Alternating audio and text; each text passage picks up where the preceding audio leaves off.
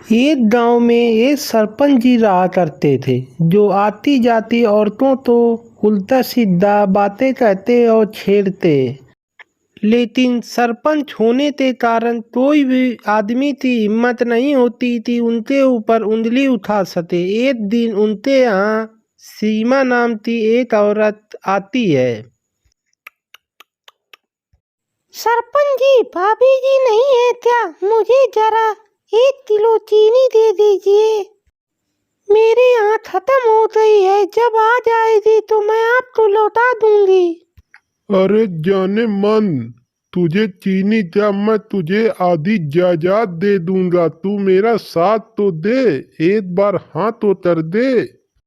देखिए सरपंच जी, उल्टा सीधा बात मत कीजिए, नहीं तो आपके लिए अच्छा नहीं होगा। फिर सरपंच सीमा का हाथ पकड़ लेता है और कहता है कि अब तू नहीं जा पाएगी, तो मैंने तेरा हाथ पकड़ लिया है, अब तू कहाँ जाएगी जाने मन।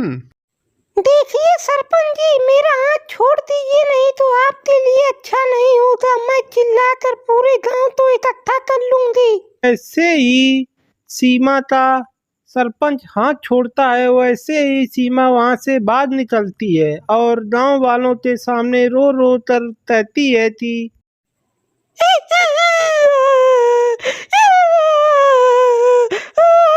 मुझे बचा लो इस सरपंच से। क्या हुआ बहन, तुम इतना तेज क्यों रो रही हो? मैं बड़ी देर से तुम्हें देख रहा हूँ कि तुम रोए चली जा रही हो, कुछ बता नहीं रही हो, जरा बताओ तो। अरे क्या बताऊं मैं सरपंच जी के यहाँ चीनी लेने गई थी क्योंकि मेरे यहाँ खत्म हो गई थी। लेकिन सरपंच जी ने मेरा हाथ पकड़ लिया और मुझे गंदी गंदी बातें कह रहा था। मेरे साथ ऐसे तरह में अच्छा नहीं लग रहा मुझे। देखो भाइयों, बहुत हो गया इस सरपंच का नाटक, हमने बहुत सुन लिया। मेरी भी एक दिन पत्नी जा रही थी, उसको भी इसने छेड़ा था। बहुत हो गया, आज इसके घर को हम आग लगा देंगे और इसको भी मार देंगे। बहुत हो गया। अरे सही कह रहे हो भैया तुम, इस सरपंच से तो पूरा गांव ही परेशान है, इसका कुछ न कुछ तो हल निकालना ही पड़ेगा। फिर सारे गांव वाले मशाल लेकर सरपंच जी के घर के पास पहुंच जाते हैं। देखो भाइयों, सरपंच का घर आज पूरा जला देना है, खत्म कर दो इसको। फिर सारे गांव वाले मिलकर सरपंच का घर जला देते हैं और सरपंच अंदर होता है। अरे ये क्या हो गया, इन लोगों ने तो आग लगा दी, मुझे यहाँ से निकलना पड़ेगा, नहीं मैं जलते यहाँ मर जाऊंगा। फिर सरपंच के ऊपर एक लकड़ी गिर जाती है जिससे सरपंच जलकर वहीं मर जाता है और भूत बन जाता है। इन लोगों की वजह से मैं मर चुका हूँ, अब मैं इन लोगों को छोड़ूंगा नहीं, जिन लोगों ने मुझे जलाकर मार दिया। हा हा हा हा। इधर राजेश सरपंच की मौत के बाद खुद सरपंच बनना चाहता था और गांव वालों से कहता है कि देखो भाइयों, सरपंच तो मर चुका है, अब एक नया सरपंच चाहिए। मैं एक सरपंच बनना चाहता हूँ, आप सब लोग का साथ ही मुझे सरपंच बना सकता है। क्या आप लोग साथ देंगे मुझे? अरे क्यों नहीं साथ देंगे राजेश भैया, आप लोग अच्छा काम करना, हम आपका पूरा साथ देंगे, आप चिंता काहे करते हो। फिर जैसे ही रात हो जाती है सरपंच का भूत गांव में टहलने लगता है और राजेश के घर पहुंच जाता है। राजेश रात में सो रहा था और उसके सामने हंसने लगता है, जिसको सुनकर राजेश उठता है। अरे अरे अरे अरे, सरपंच जी, आप तो मर चुके थे, आप कैसे आ गए? मुझे मत मारना सरपंच जी। मैं सरपंच हूँ, मैं तुम सबको मार दूंगा, जिसने जिसने मुझे जला के मार दिया। जब मैं अंदर जल रहा था तो मैं भी यही कह रहा था कि मुझे बचा लो, लेकिन तुम लोगों ने मेरे ऊपर कोई दया नहीं थी। फिर सरपंच राजेश को गले से उठा लेता है और राजेश उससे कहता है कि सरपंच जी, मुझे छोड़ दीजिए, मुझसे गलती हो गई, मुझे माफ कर दीजिए। नहीं नहीं नहीं, तुम्हें माफी नहीं मिलेगी, सजा मिलेगी, तुमको मैं मार कर ही रहूंगा। हा हा हा हा। फिर सरपंच राजेश तो वहीं मार देता है और वहां से गायब होकर गांव में टहलने लगता है।